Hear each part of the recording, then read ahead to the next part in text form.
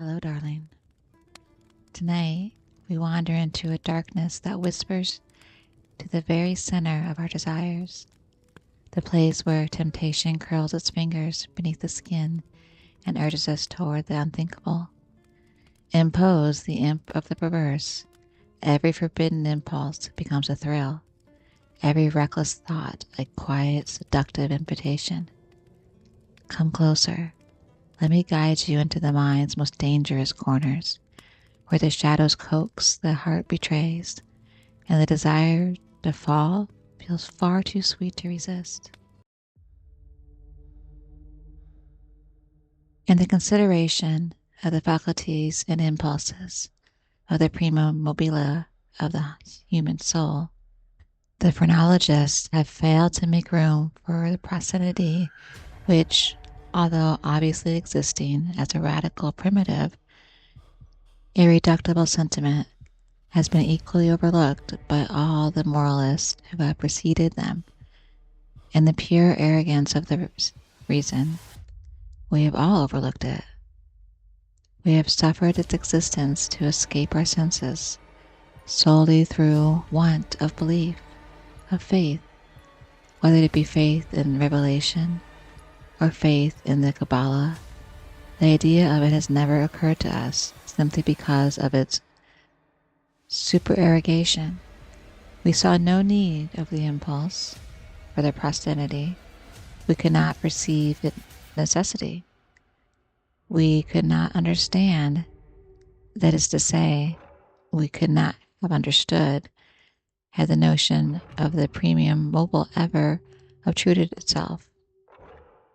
We could not have understood in that manner it might be made to further the objects of humanity, either temporal or eternal. It cannot be denied that phrenology and, in great measure, all metaphysicianism have been concocted a priori. The intellectual or logical man, rather than the understanding or observant man, set himself to imagine designs to dictate purpose to God. Having thus fathomed to his satisfaction the intentions of Jehovah, out of these intentions he built his immersible systems of mind. In the matter of phrenology, for example, we first determined naturally enough that it was the design of the deity that man should eat.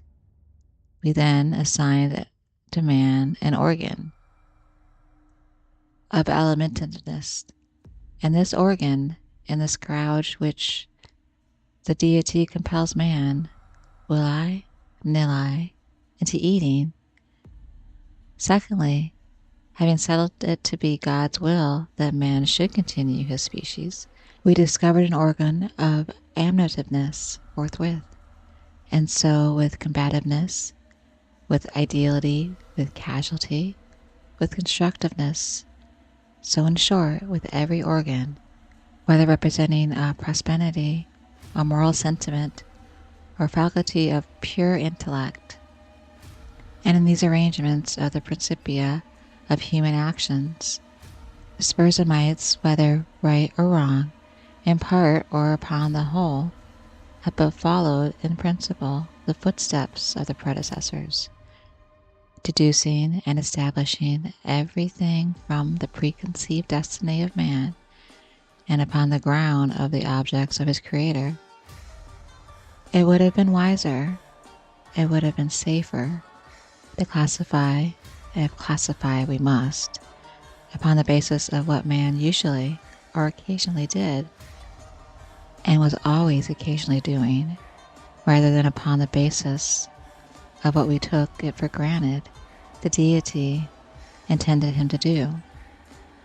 If we cannot comprehend God in his visible works, how then, in his inconceivable thoughts that call the works into being, if we cannot understand him in his objective creatures, how then in his substantive moods and phrases of creation?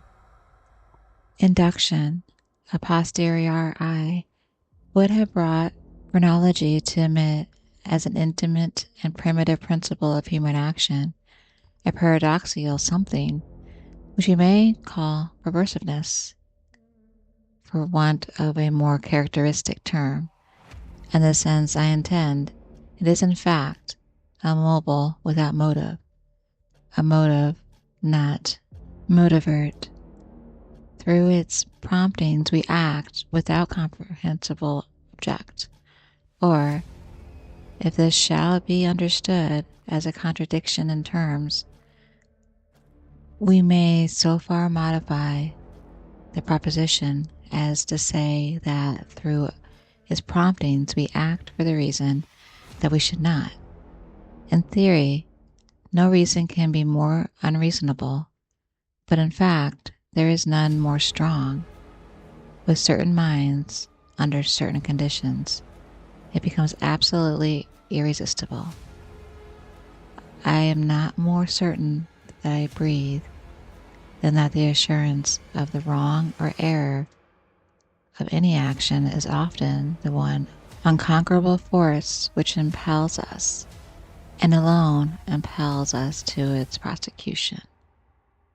Nor will this overwhelming tendency to do wrong for the wrong's sake admit of analysis or resolution into ulterior elements. It is a radical, a primitive impulse, elementary. It will be said, I'm aware, that when we persist in acts because we feel we should not persist in them, our conduct is but a modification of that which ordinarily springs from the combativeness of phrenology. But a glance will show the fallacy of this idea. The phrenological combativeness has for its essence the necessity of self-defense. It is our safeguard against injury. Its principle regards our well-being, and thus the desire to be well is exciting simultaneously with its development. It follows that the desire to be well must be excited simultaneously with any principle which shall be merely a modification of combativeness. But in the case of that something which I term perverseness, the desire to be well is not only not aroused, but a strongly antagonistical sentiment exists.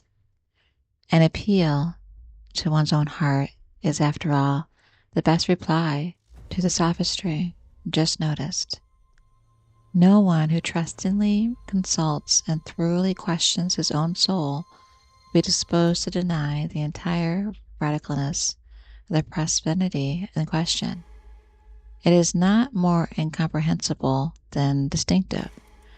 There lives no man who at some period had not been tormented, for example, by an earnest desire to tantalize a listener by circumlocution. The speaker is aware that he displeases. He has every intention to please. He is usually curt, precise, and clear. The most laconic and luminous language is struggling for utterance upon his tongue. It is only with difficulty that he restrains himself from giving it flow. He dreads and depreciates the anger of him whom he addresses, yet the thought strikes him that by certain involutions and parentheses this anger may be endangered. That single thought is enough. The impulse increases to a wish, the wish to a desire, the desire to an uncontrollable longing, and the longing to the deeper regret and mortification of the speaker, and in defiance of all consequences is indulged. We have a task before us which must be speedily performed. We know that it will be ruinous to make delay. The most important crisis of our life calls, trumpet-tongued, for immediate energy and action. We are consumed with eagerness to commence the work. With anticipation of those glorious results, our whole souls are set on fire. It shall be undertaken today, and yet we put it off until tomorrow. And why? There is no answer except that we feel perverse, using the word with no comprehension of its principle. Tomorrow arrives, and it is a more impatient anxiety to do our duty. But with this very increase of anxiety arrives also a nameless, a positively fearful because unfathomable craving for delay. This craving gathers strength at the moment's fly. The last hour for action is at hand. We tremble with the violence of the conflict within us, of the definite and the indefinite, of the substance with the shadow. But if the contents have proceeded thus far, it is the shadow which prevails. We struggle in vain. The clock strikes, and is the knell of our welfare. At the same time, it is the chancellor note to the ghost that has so long overawed us. It flies, it disappears. We are free. The old energy returns. We will labor now. Alas, it is too late. We stand upon the brink of precipice. We peer into the abyss. We grow sick and dizzy. Our first impulse is to shrink from the danger. Unaccountably, we remain. By slow degrees, our sickness and dizziness and horror become merged in a cloud of unnameable feeling. By gradations still more imperceivable, this cloud assumes shape, as did the vapor from the bottle out of which arose the genies in the Arabian Nights. But out of this our cloud upon the precipice's edge, which grows into palpability, a shape far more terrible than any genie's or any demon of a tale, and yet it is but a thought, although a fearful one, and one which chills the very marrow of our bones with the fierceness of the delight of its horror. It is merely the idea that would be our sensation during the sweeping precipitancy of a fall from such a height, and this fall, this rushing annihilation, for the very reason that it involves the one most ghastly and loathsome of all the most ghastly and loathsome images of death and suffering which had ever presented themselves to our imagination. For this very cause do we now most vividly desire it, and because of our reason violently deters us from the brink, therefore do we the most imperiously approach it. There is no passion in nature so demonically impatient as that of him who shuddered on the edge of a precipice, thus meditate to plunge. To indulge for a moment in any attempt at thought is to be inevitably lost. A reflection but urges us to forbear, and therefore it is, I say, that we cannot. If there is no friendly arm to check us, or if we failed in a sudden effort to prostrate ourselves backwards from the abyss, we plunge and are destroyed. Examine their similar actions as we will, we shall find them resulting solely from the spirit of the perverse. We perpetrate them because we feel that we should not. Beyond or behind this there is no intelligible principle, and we might indeed deem this perverseness a direct instigation of the arch-fiend, where it is not occasionally known to operate in furtherance of good. I have said thus much, that in some measure I may answer your question, that I may explain to you why I am here, that I may assign to you something that I shall have at least the faint aspect of a cause for my wearing these fetters, and for my tenanting this cell of the condemned.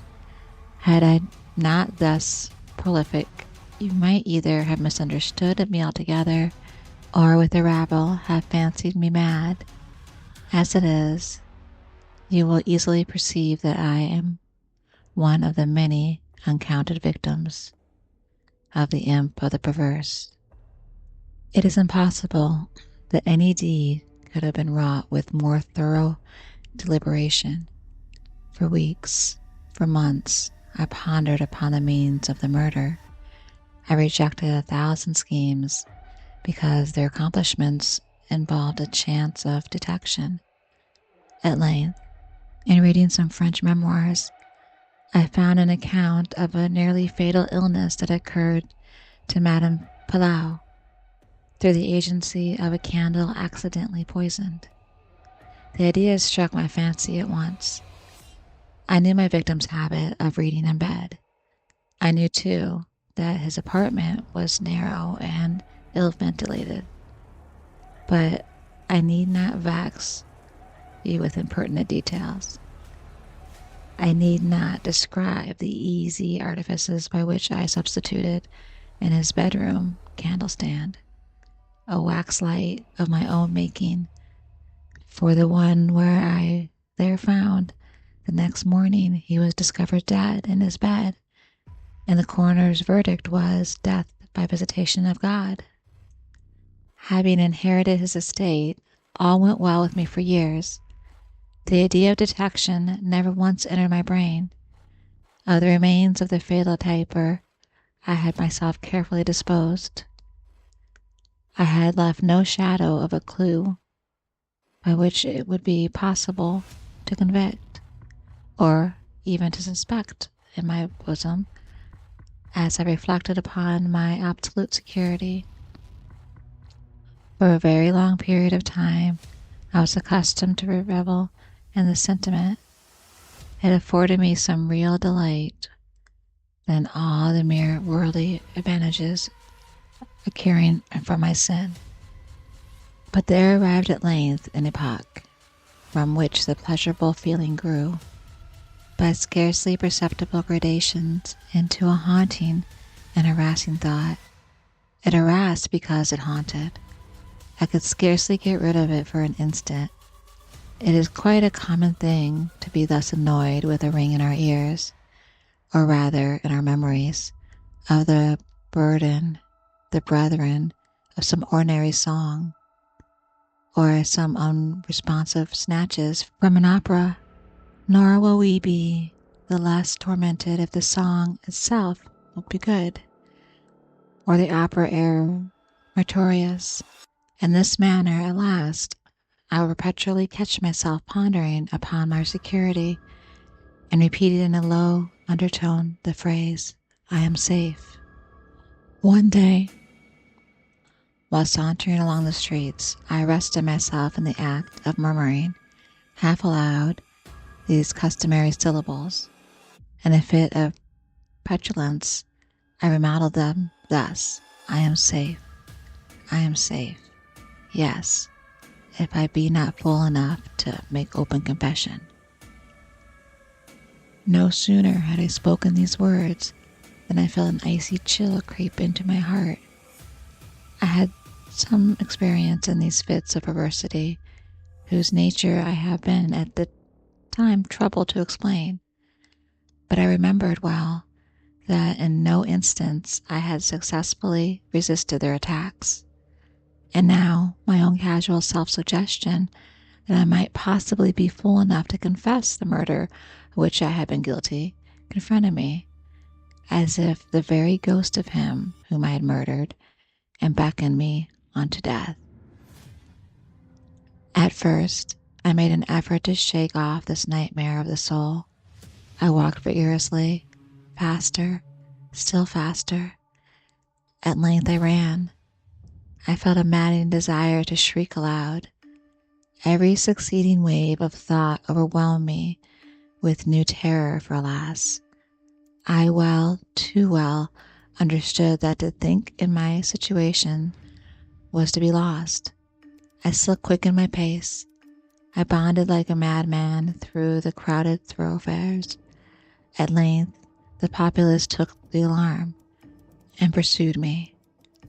I felt then the consummation of my fate.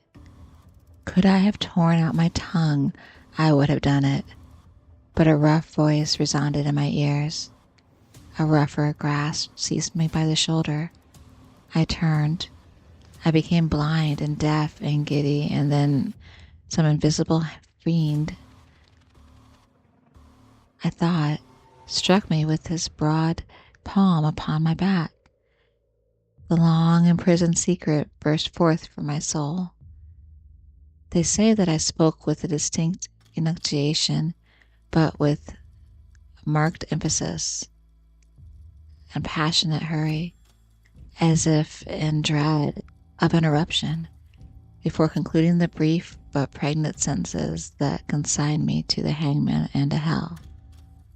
Having related all that was necessary for the fullest judicial conviction, I fell prostrate in a swoon. But why shall I say more? Today, I wear these chains, and I am here. Tomorrow, I shall be fetterless. But where?